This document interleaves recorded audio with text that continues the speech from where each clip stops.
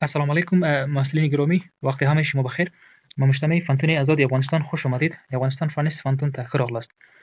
خوشبختانه دا د یو ځل بیا تاسو سره په دې ویډیو کې د رومانیا هېواد د ټرانسلوانیا فنتون د ماسترۍ برخې سکالرشپونو په اړه باندې خبرې کوو چې څنګه کولی شئ تاسې دغه سکالرشپونو یا بورسونو ته په آنلاین ډول سره نوملیکنه ترسره کړئ. محصلین گرامی، در این ویدیو در رابطه با بورسیه‌های فنتون ترانسلوانیا کشور رومانیا به شما راهنمایی میکنم که شخصا میدانید شما به این فانتون به این اسکالرشیپ ها آنلاین درخواستی و اپلیکیشن خود ارسال نمایید. در قسمت هم دوستا قسمی که به شما ظاهر شده صفحه عمومی می باشه. وقتی که شما به لینک ثبت نام کلیک کردین مشخص یک قسمت یا صفحه براتون باز می شود. اینجا هم بعضی معلومات هستن، شرایط است که شما دقیق چک کنین ببینین با بعدا میشه ثبت نام خود آغاز کنید. در قسمت هم دوستا مشخص این اسکالرشیپ ها که هستن به مقطع ماستری اعلان شده. البته سال 2025 که بود هم به لیسانس ماستری و پی اچ دی دکترا اعلان شده بود. امسال تنها در مقطع البته ماستری تنها اینجا گفته که ماستر دیگری، یعنی تنها شما میتونید که امسال به برنامه ماستری ثبت نام نمایید. این بورسیه که هستن دوستا کاملا رایگان هستن. در قسمت اسکالرشیپ اماونت ببینید دوستا قسمت توضیحات داده شده که فیس فانتون دانشگاه که هستن اونها رایگان هستن. همین قسمت به شما علاوه ماهانه معاش میده که 800 لی با اساس همو مقدار 170 آمریکایی دلار می شود به شما پرداخت می شود. و اسناد لازمی که هستن دوستا د اپلیکیشن فایل شما باید هم اسناد خود به فرمت پی دی اف ترتیب کنین که درست اسکن باشه. از طریق این آنلاین اپلیکیشن فرم باز در سیستم اپلود می شود. در قسمت دوستا در قسمت اسناد گفته که سی وی یا رزومی کریکولوم ویته، منظورش سی وی هستن که یک سی وی فوق العاده باید شما داشته باشین. همین قسمت متمشل تر یا انگیزه‌نامه که شما وقتی که یک به ماستری اپلای میکنین یک برنامه را مشخص رشته را انتخاب میکنین، چه علاقه دارین به این رشته که انتخاب میکنین، درست است هم موارد را باید در متمشل تر یا انگیزه‌نامه خود را توضیحات بدهید. درست است ماکسیمم البته 1 پیج یعنی یک صفحه باید باشه متمشل تر یا انگیزه‌نامه. و بعدن گفته دوستا که 3 عدد ریکامندیشن لتر 3 letter of recommendation یا ریفرنس لتر این شما میشه دوستا از برخی از البته یکش از مکتب بگیرین و 2 ریکامندیشن لتر میشه از امو دوره لیسانس شما فانتون که هستن اساتید فانتون شما را میشناسن به شما ریکامندیشن لتر ترتیب کنه. درست است.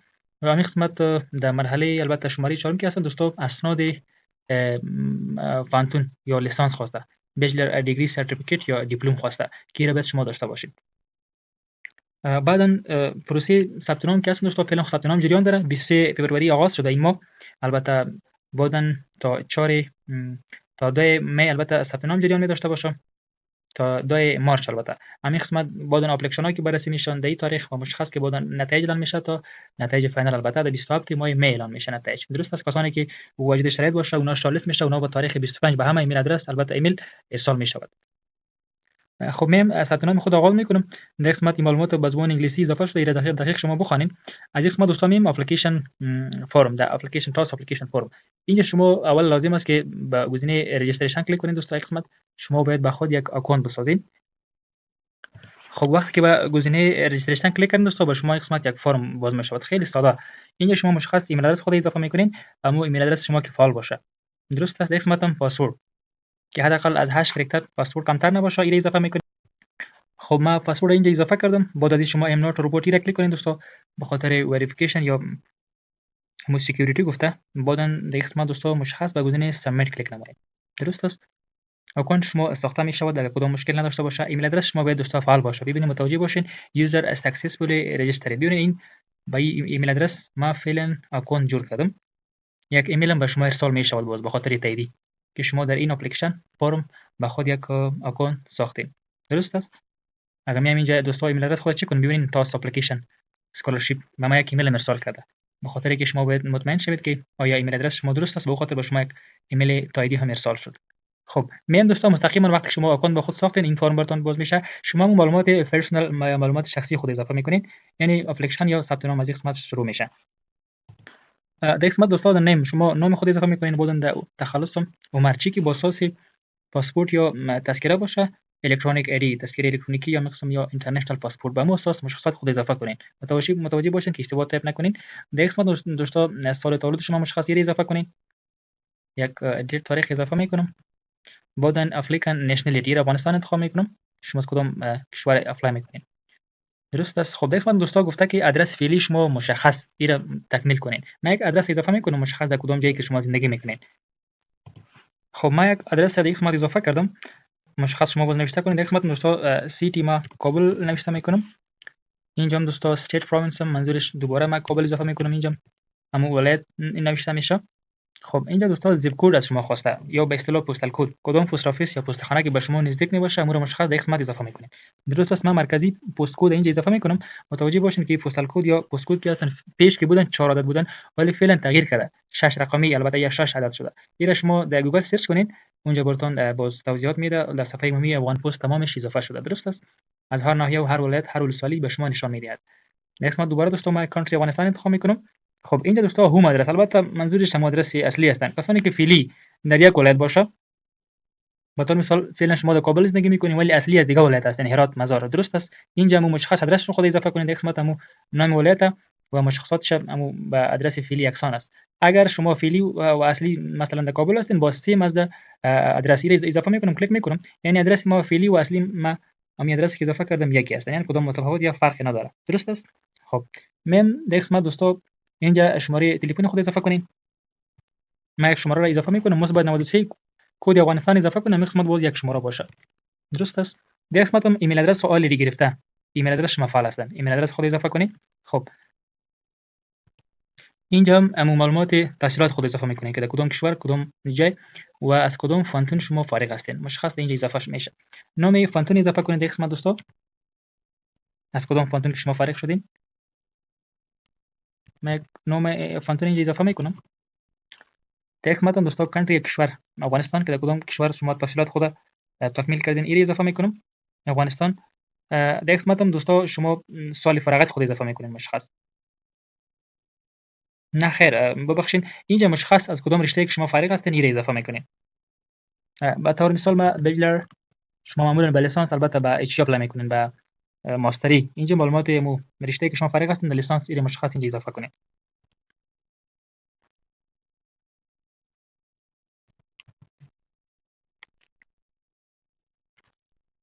خب بچلر اف کامپیوتر ساینس در قسمت هم دوستا سال ادمیشن یا در کدام سال که شما در فانتون داخله گرفتین مشخص را اضافه کنین. 2019 یک تاریخ اضافه میکنم این مشخص در ترانسکریپت شما می باشه نوشته می باشه. اینجا دوستا سال فراغت شما 2024 یک تاریخ اضافه میکنم اینجا 23 ماه روز اینجا اضافه میشه. درست است. خب در قسمت دوستا تایپ اف سرتیفیکیت که شما مقطع برنامه دیگری را به دست آوردین معمولا لیسانس میباشه مشخص انتخاب هستن یعنی فعلا شما یک رشته انتخاب کرده میتونید شما با ماستری اپلای میکنین معمولا بچلر انتخاب میباشه اتومات شما دوره لیسانس خود تکمیل کردین. در قسمت هم دوستا استادی پروگرام سکند سایکل اما منظور دوستا ماستری هستن. اینجا دوستا لنگویج اف اینستراکشن ایره اضافه میکنم. در قسمت انگلیش ایره اضافه میکنم. البته کدوم برنامه‌هایی که با زبان انگلیسی تدریس میشه امور براتون باز قسمت لیست میکنم دوستا. اینا شما مشخص انگلیسی رو انتخاب کنین. اگر شما باز مثلا نیاز به زبان رومانی ایم دارین با شما یک سال دوره آمادگی البته زبان رومانی رایگان تدریس میکنن. درست است. در قسمت استادی پروگرام اینجا شما مشخص هم برنامه رشته را انتخاب کنین. چند رشته ذکر شده در قسمت میشه از این رشته انتخاب کنین. شما مثلا از کامپیوتر ساینس فارغ هستین میشه این سایبر سکیوریتی رو اضافه کنین. اگر بخش انجینری باشه اینجا براتون لیست میشه دیگه رشته هم هستن. درست است. ما ایرا اینترنت تکنولوژی ایرا انتخاب میکنم. بعدن دوستا مشخص اینجا گفته که امو انگیزه‌نامه تونه در قسمت نوشته کنین. درست است. حداقل 100 کلمه لغات باشه و شما که به اسکولارشیپ اپلای میکنین یا چرا کشور انتخاب میکنین معمولا علاقه‌مندی خود در قسمت توضیح میکنین.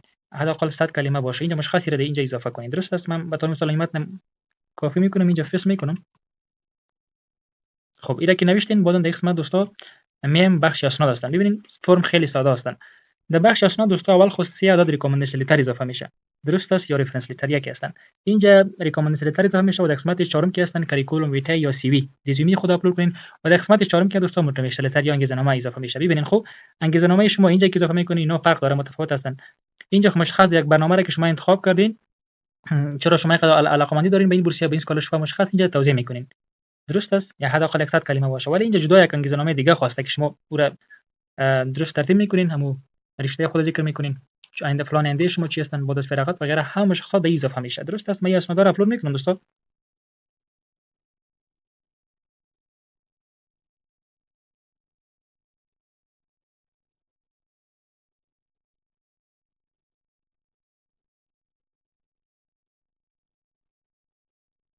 همه اسناد شما باید به فرمت PDF باشه.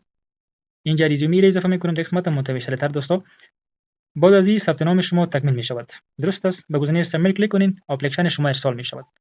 و بعد شاید یک ایمیل تایید به شما ارسال شد به ایمیل شما. به خاطر که یعنی اپلیکیشن شما سکسسفولی کامپلیتد شد، کدام مشکل نداره. این بود ثبت نام بورسیه دانشگاه فانتونی ترانسیلوانیا رومانیا دوستا که با شما شریک ساختم. بازم کسانی که سوال می داشته باشه شما میتونید که در چنل البته گروپ چت باز کاریر سنتر فانتونی آزاد افغانستان اونجا سوالات خود را مطرح کنید. ان شاء الله به همه سوالات شما فاسخ داده می شود. درست است؟ فعلا این اپلیکیشن ما دوستا سابمیت نمیکنه به خاطر که غیر منظم هستن. ما به اصطلاح از اگزامپل پیش رفتم، به خاطر شما دقیق اپلیکیشن خود ارسال کنین، به گزینه سابمیت کلیک کنین که اپلیکیشن شما ارسال شود.